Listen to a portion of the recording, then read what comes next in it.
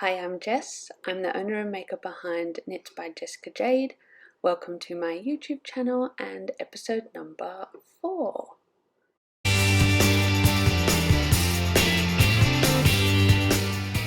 Today I'm going to go through all of the knits that I made in 2023, and I'm also trying out voiceover. This is the first project I finished for 2023 around March. It's a gorgeous neon bulky wool blend, hand-dyed in a custom colourway from BJ's Hand-Dyed Yarns. This yarn was actually stocked in my little arts and crafts shop that I had open for a while. I was starting to introduce yarn dyers into my shop, and this happened to be left over when I decided to leave there. And I'm not mad about it because this jumper is so amazing. I basically just knitted 2 flat pieces, front and back, and the sleeves, and then sewed it all up together. I have always been a straight needle knitter. I've recently started to venture out trying circular needles, but straight needles is my comfort zone. And yeah, that's how this was constructed. I had just enough yarn to make the jumper, and I feel like it was meant to be because it's the perfect fit. I think it looks amazing. I'm wearing it here with a high-waisted skirt, but it would also look cute with jeans and even on top of a dress. This is a reel I made when I first made the jumper and popped that one up on my socials. And here's just another video of the detailing. Here is the first photo that I took wearing my jumper, looking very happy. This is a crazy insane photo under UV light. Look how cool. And just some photos of me wearing my jumper out and about when I visited Little Woolly Makes yarn store in Hastings in Victoria, which, by the way, is the most amazing yarn store and a must visit. Here is a little sneak peek of the shop for you because it's honestly one of the best yarn shops I've probably ever been to. Their range of hand-dyed yarn was insane, and I was literally in there for hours trying to decide what yarn I wanted to take home with me, and just in awe and looking at all of the gorgeous colorways and different dyes. Definitely go and visit if you can. This is my second finished object or FO for 2023. I adore this jumper. I think it's so cool. I was so proud when I cast this one off. I've used 2 different yarn colorways, so the front and back are actually different colors as well as the sleeves. This is a Woolen Works collection of yarns. I've held 3 strands together, a chunky, a slub, and a fingering suri. I will link everything below for more details on everything.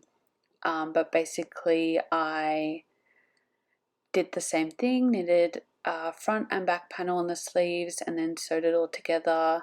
I didn't really have a plan for this one. It was improvised. I kind of just cast it on and just wanted to see where it went.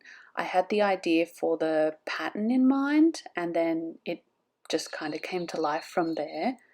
I think this one looks great with high-waisted skirt because it is a little bit more cropped. But yeah, I love it so much. The front is Chameleon and the back is Zooper, which are still 2 of the coolest colorways from Woolen Works. I love them. I still have a leftover so I can use for other projects, which is very exciting. This is a little reel that I made when I finished my jumper. Looking cute and proud of myself in my first photo. And here I am at Maker store in Brunswick East Victoria. Hopefully I've said that right. Here is a little sneak peek of Maker Store. This was another incredible yarn store. They had a great selection of hand-dyed yarns, and it was such a cute and quaint little store. The vibe is so fresh, and I could have stayed in there for hours too. I did buy yarn from here and from Little Woolly, which was great. Anyway, back to my makes. This was the third knit I made for myself in 2023. This is a super oversized, snuggly, chunky jumper, which turned out exactly how I imagined it, which doesn't happen often, so I was very proud of this one. This colourway is from Woolen Works again. It's in the colourway Ice, and I've held one strand of chunky alpaca and 2 strands of fingering suri to make it super fluffy like a cloud, and it's just amazing. Again, same construction as the previous two, just knitted up 2 flat rectangles for the front and back, knitted up the sleeves, and then popped them all together and added my ribbing for the neck. When I blocked this one out, it did open up the stitches a lot, which is fine because it is quite warm, so it lets a little bit of a breeze in. But I love this jumper so much. It's so snuggly, and it has converted me to liking blue, which I wasn't too sure of before, but when I saw this colorway on Chloe's Insta feed, I had to have it. And that's that one. This is the little reel that I made when I finished my jumper. It's crazy how different lights make this jumper look super different, including this first photo that I took in it. It is a very light pale blue, which is its true color, but it looks more white in some of the videos. But yeah, it's gorgeous regardless. This is the 4th jumper that I made for myself for 2023. This one I finished in December, so it just made it into the projects for the year. This is a Millends bag that I got from Spotlight. I love any shade of green, so I was drawn to that. But then the fact that it also has sparkles through it, I was like, this yarn is made for me.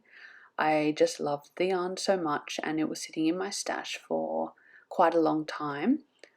I'm assuming that it is an acrylic. I really have shifted the way that I guess use yarn, and also the materials that I use, because I mainly knit with hand-dyed yarn in either 100% merino or alpaca, not so much acrylic, and I don't really use cotton or anything.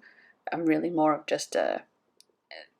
a hand-dyed fibre base, whatever the bases they have available, but this I couldn't go past and really wanted to use it.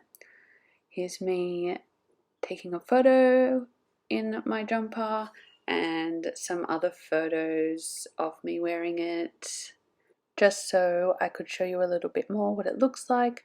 The video was actually quite bright. The green is actually more like the photos. This is a scarf that I made, which was actually published in Homespun Knitting Beginners and Beyond issue number 5.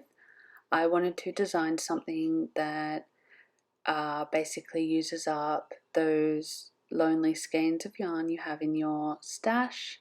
This was a chunky skein that I had that I wasn't sure what to do with, so I thought I would knit it up into a scarf to highlight the yarn and the gorgeous hand-dyed colorway.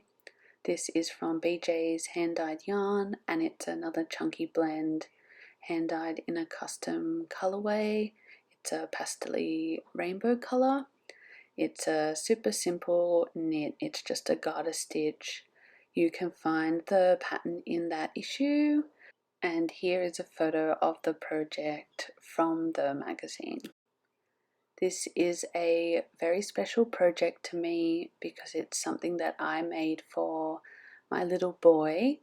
I made him a onesie and had leftover yarn and wanted to make a teddy to match his little onesie. It was given to him on his 6-month birthday, I guess you could say. It's a gorgeous yarn from Blackwattle yarn. It's Melaleuca, hopefully pronouncing that right, 4-ply, which was limited edition colourway, and I held 4 strands together to make it super duper chunky and soft and squishy to cuddle. I decided to leave out the face features to just have a very plain looking teddy, and I think it works really well. I improvised this one and just went with different panels and just made it up as I went, and it turned out really well. I'm very happy with it. This is the little onesie that I made, which I thought was going to fit a newborn. Why, I do not know. It didn't fit him until he was 6 months. But regardless, I love it so much, and I use these sweet little teddy bear button details for the little straps, and I think that is a really sweet addition. I really just love this colorway, and I love how much it also suits him. It was the perfect choice. This set I will treasure forever, being the first thing I made for my first baby. I also made the teddy the same length as when he was born, so he can always look back, and I can look back on that teddy and remember how teeny tiny he was at the time, which I think is a nice little addition to this set. I just love it so much. Here is a photo of him wearing his little onesie, and I will pop a little photo at the end of him in his onesie with his matching teddy next to him. Look how adorable. Oh, I just love this so much. The colors are amazing. This is a party hat that I made for my boy's first birthday. It was a pattern from Let's Knit magazine. From memory, it's just called Party Hat, but it's so super cute. It sits like a beanie, so I popped it over the top of an actual party hat. This is a romper that I made, which matches. It's using Prosper yarns, Prosper DK in the colorway Pop Tart. It just looked so fun and party-like, and I thought it was the perfect choice for this little set. I added some sweet little buttons to the top, and yeah, I love this outfit so much. I think it was the perfect choice of pattern and yarn for this project, and yeah, it just works so well, and I'm super proud of it. It's just the sweetest little set, and I made the romper a little bit bigger than his size so he could wear it for a little bit longer, and it would also still fit him the following winter. This is the set together, the romper and the party hat. I just love it so much. Here's a photo of my boy on his birthday. He had the best birthday ever, and I couldn't have been happier for him. And here's a photo of him and I together in front of his little photo backdrop. There's a funny photo shoot of him not liking his party hat on my Instagram page if you want to check it out there. These are my crop tops. I was stocking these at Collab in Berry when I was a stockist there.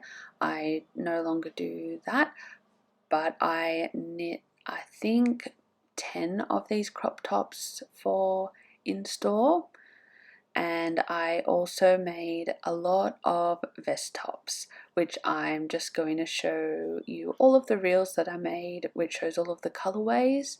This one was one of my favorites, so I took a photo wearing it. Basically, these vest tops are 2 knitted rectangles, which I change up the colors, designs, different neckline and ribbing and hem features, different stitch patterns, just to cater to all, I guess, customers. I really enjoyed making all of these. It was quite a nice creative process because I could just mindlessly knit away and design what I wanted to design, and changing up the colors and different styles was keeping it interesting and fun, and I really enjoyed making all of these reel videos for social media. And yeah, I just really enjoyed my time. As I said, unfortunately had to leave the store, just financial reasons and the hardships of having a small business, also having quite a young baby. It just wasn't the right time. Hoping to do something again like this in future, and also get back to doing markets. You are also the first to hear that this pattern is currently being written up and will go into testing soon to be released as my first size inclusive and graded knitting pattern, which I'm extremely excited about, so stay tuned. Check out my Instagram page at Knits by Jessica Jade for more info on the pattern. This is a beanie set I made for my family, which I actually spoke about in the previous episode, so please go back and check that out. This is a repeat of the second jumper that I showed in this video. This is the one that I made for my mother-in-law. It uses Blackwattle yarn. I will link the yarn colorway in the description, but it's very similar. The arms are a little bit wider, so they sit a little bit more loose, but it's gorgeous. The colorway is just stunning and she loved it, so that's the most important part. I would love to make another one of these because they're just so stunning, and I would love to also write up the pattern. Here are a few photos of me wearing the jumper, just so you can see that one a little bit more. I actually can't wait to make another one of these, and I think that I will also make a cardigan version because I love the stitch design that I've done. So for 2023, I ended up making 4 jumpers for myself, 2 baby sets, which equates to 3 items, the party hat, the romper, and the teddy bear to match the little onesie I made in 2022, the scarf I made for the magazine, the gifted jumper, 10 crop tops, and about 19 vest tops, which were stocked in my little shop at the time. Around 14 beanies, both for my family and shop stock. Then there was a few gifts and also other things that I've lost track of. So that is about 55 items I made in 2023. That's actually a huge amount and quite incredible when you look at the total. That wraps up this episode. I hope you enjoyed looking through all of my 2023 makes. Please leave a comment with what you made last year, and please let me know which of my makes you liked. And I'll see you in the next episode. Bye!